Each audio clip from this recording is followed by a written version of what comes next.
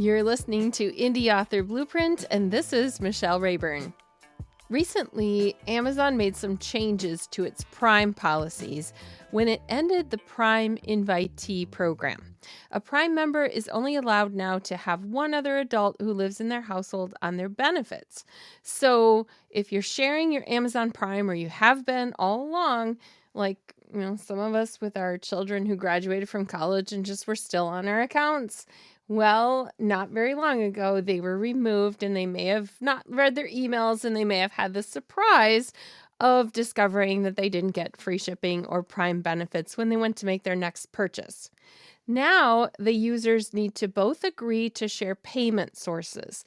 And that means with me and my husband in the same household, we can have separate Amazon accounts and we can share Prime benefits, but this new change says we have to share payment sources.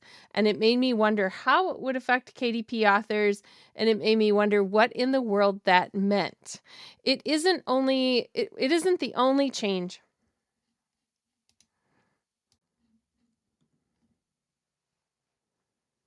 I got thinking then, wondering how many changes affect KDP authors, because it isn't the only change on Amazon. So let's talk about how updates could affect indie authors. First, before we discuss the changes, let's make it clear that to publish on KDP, you do not have to have an Amazon Prime subscription. In fact, you cannot use your Prime benefits when you order wholesale, also called author copies, on KDP. When you get to the checkout, it looks the same, but there's no free shipping applied, and that's because these are wholesale copies, and you're only paying for the printing and the shipping. So there's nothing free there. It's not the same as Prime. But if you do have both, you might wonder if, and I mean if, any changes affect you. Your customers can use Prime when they order a retail copy. They're shopping along, they see your book, they buy it, they pay retail, they can use their Prime. But you cannot for the author orders that you make through your KDP dashboard. Okay, now that we have that set, let's talk about Amazon Family, the new name for the Prime sharing program. It's now called Amazon Family. So let's talk about what that means. I'm the Prime primary member on our Amazon account. And I say our, really it's my account, because I have invited my husband to share my account. I'm the Prime account holder. So I had to re-invite my husband to what it now calls Amazon Family. He got a notice, I got a notice a month ahead of time in the month of September of 2025 that there was going to be a change. And then when he went to make an order the first week of October, he did not have free shipping on his order. When I logged into my account, it still showed that I was sharing benefits with him. It also still shows my college kids on there, but I'm not sharing benefits with them. So I don't know. It's Amazon has made it as clear as mud on some of this stuff. But I do know that in order to get my husband set up again, I had to reshare. And now he shows up twice on my account. So someday we'll figure that out. It doesn't really matter because legally I'm only sharing with one person, and that's him. So I had to invite him. He had to click and accept some things. I had to click and accept some things. And so in order to receive benefits, first, both members have to share the same home address listed on their account. Now, you can ship an order anywhere, gift order, drop ship to somebody else. That hasn't changed at all. But in order to get the benefits, whatever address I've listed on my primary account, he also has to have that same home address listed on his. And so that's one of the things that has to be verified between the two. As a KDP author, I always think about changes to Amazon then and wonder, how do they affect me as an author, because I also have KDP set up.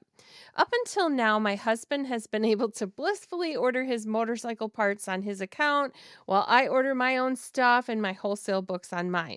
He uses his own credit card. I use one that I dedicate to business expenses for my books and another one for my personal expenses, because it's just easier to track the business expenses that way. So the thing is, the new change is that Amazon is requiring what they call wallet sharing.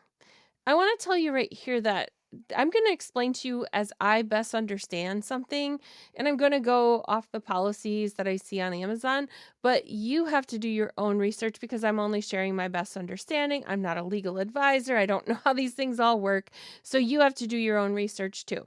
But I was concerned because when they said we had to do wallet sharing and share payment sources, I really don't care if my husband sees what I buy. That's not the problem.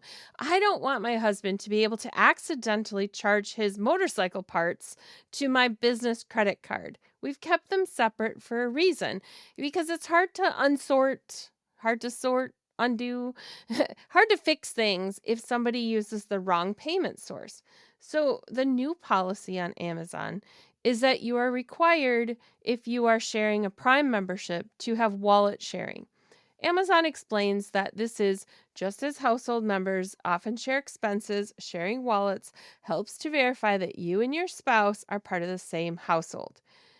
On mine, it says that me and my husband can still use our own payment methods to make purchases, and they will let me know if he adds any one of my payment sources to his wallet.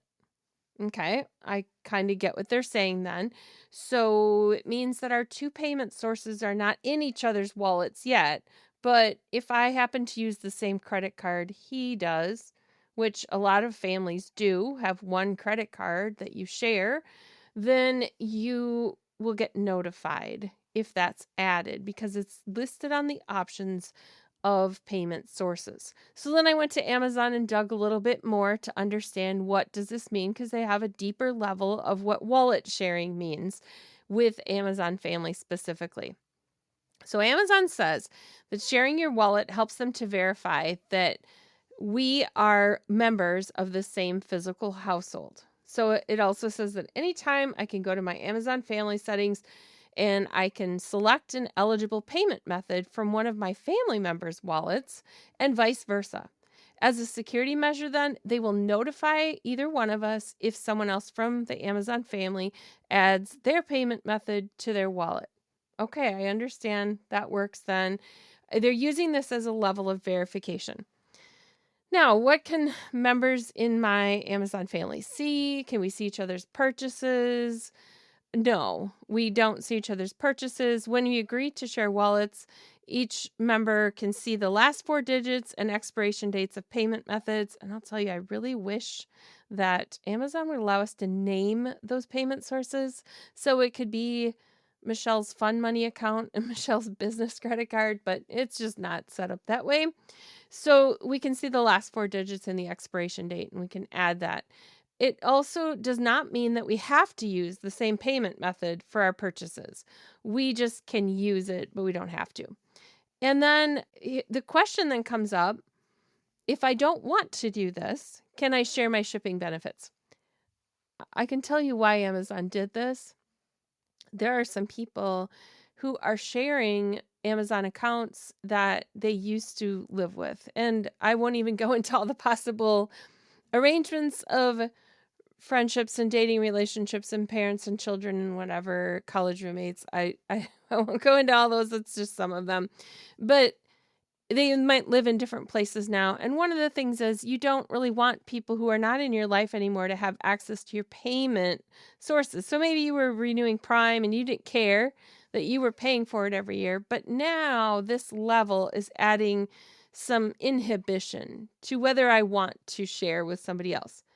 If you say no, I don't want to share my wallet, then you will not have sharing of content. You will not have sharing of benefits. So if you disable the wallet sharing at any point after you've set it up, you will not be able to share the Prime benefits without re-enabling it.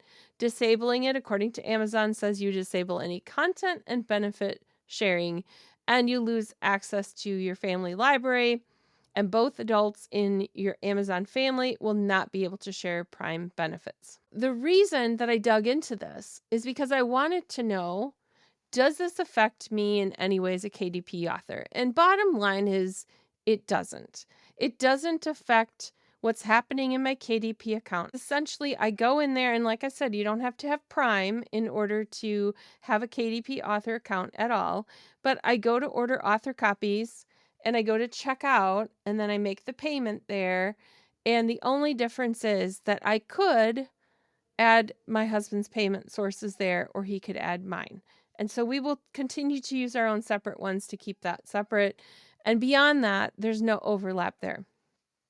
It is important, though, to understand whenever Amazon does make changes that we should go investigate. For example, about a year ago, KDP started asking some authors to verify their identity with a government-issued photo ID or some official documentation, like a passport, driver's license, permanent resident card, visa, something like that.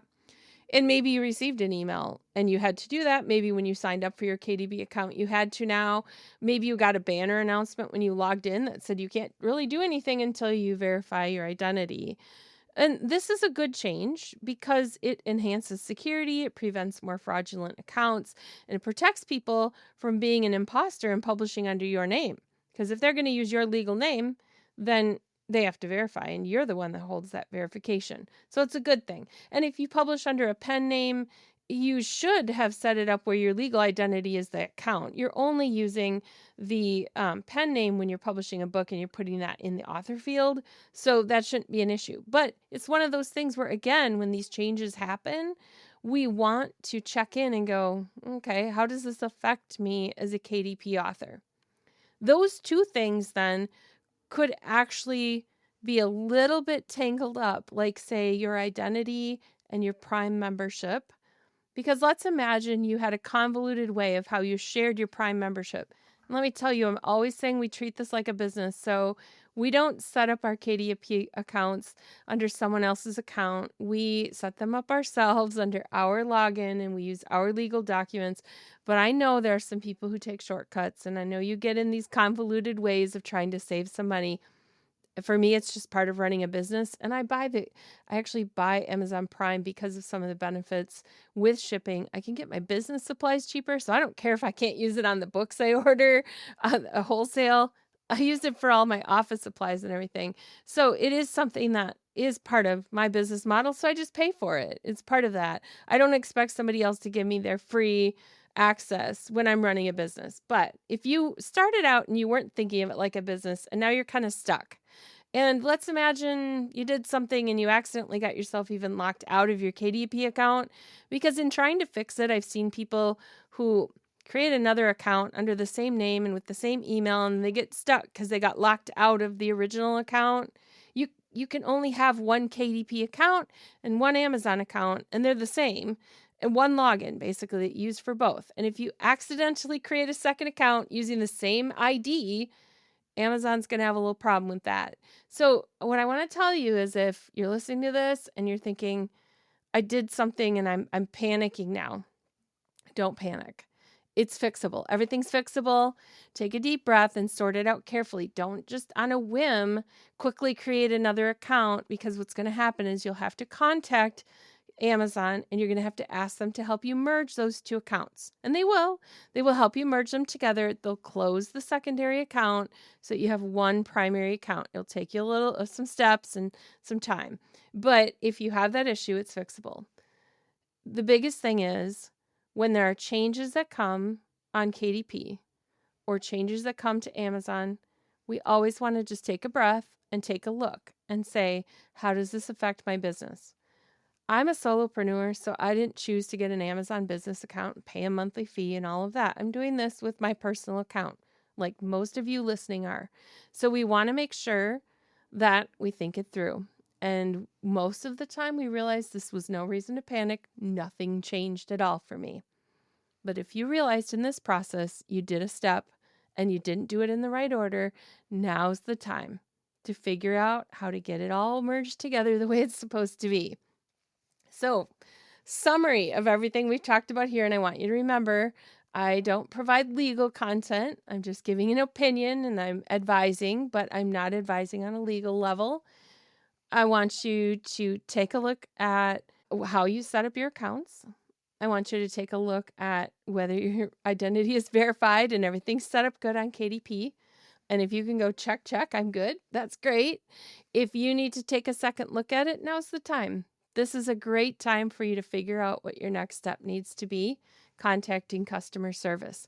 And the next time you see another change come along, and there will be because Amazon Prime or Amazon KDP is constantly sending out changes. Each time we will pause and evaluate as indie authors how this affects our business. So take a look at your account and see where you're at.